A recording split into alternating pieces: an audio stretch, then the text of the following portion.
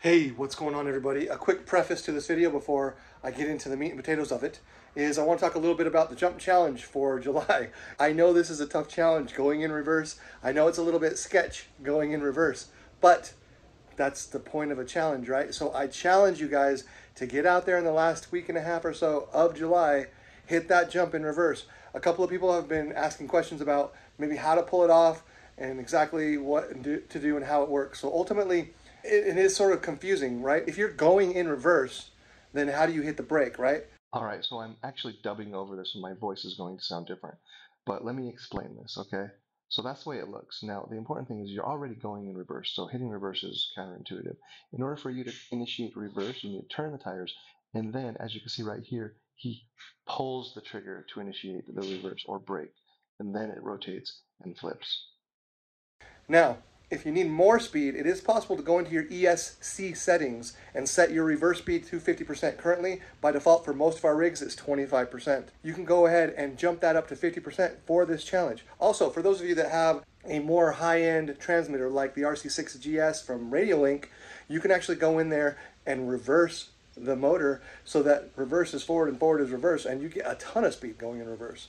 Again, you'd have to switch it back when you're done, but that's one idea as well. So get out there, hit the jump, do the challenge, hit it up. All right, into the video.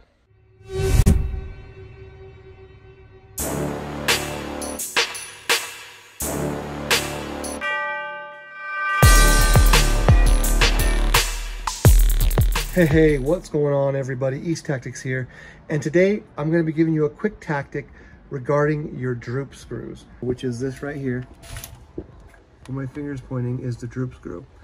Ultimately, it's designed to prevent your A-arms from dropping down too far and damage your shock rod ends. A lot of times you'll get broken shock rod ends when your droop screws are not set properly. If this shock is extended past its natural state, then you're gonna tear this right here where my thumbnail is. You're gonna tear the shock rod end and you're gonna be replacing shock rod ends. And this is the case for all 4 of your tires. Now that droop screw is adjustable from the top. You can adjust that droop screw in or out. Now this is the M2C droop screw, and I highly recommend the M2C droop screws as opposed to the stock variants, because the droop screws from M2C, you'll notice, actually have a button head on the bottom of them.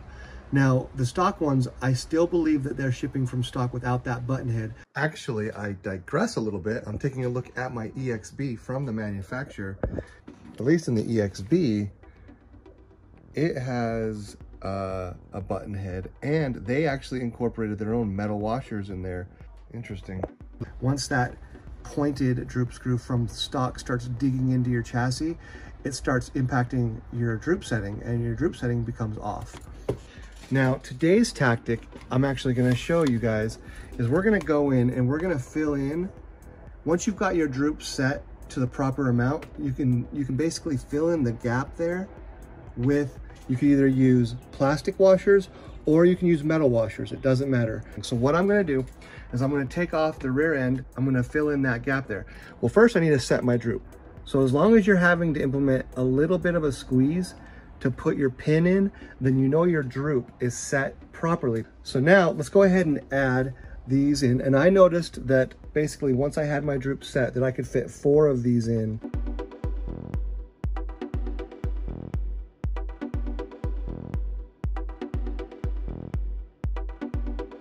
All right, so now that that's done, we can much more easily access getting up under here to install these custom droop screws. And you'll find that if I were to take washers now and set these up in here, and this again might vary depending on your rig, so you do want to check. All right, yep. So I can fit in 4, no problem. So now I'm going to take and unscrew this. Okay. Slap all 4 of these on.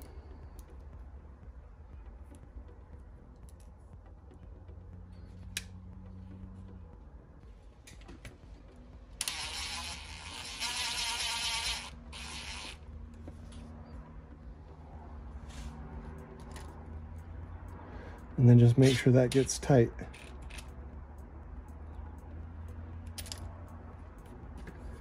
And there you go.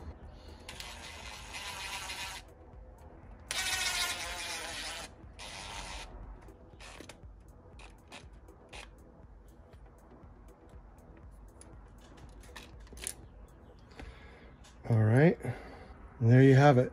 So the really nice thing about doing this is it guarantees you that your droop isn't going to get worse over time. You know, you have to understand that this is a composite A-arm, and when you're constantly landing really hard over and over again, the chances of that screw stripping slightly and sinking deeper into it is higher. And if that were to shrink or basically strip all the way, and then this head were to push all the way in, then your A-arms are dropping too far and you're jacking up your shock rod ends.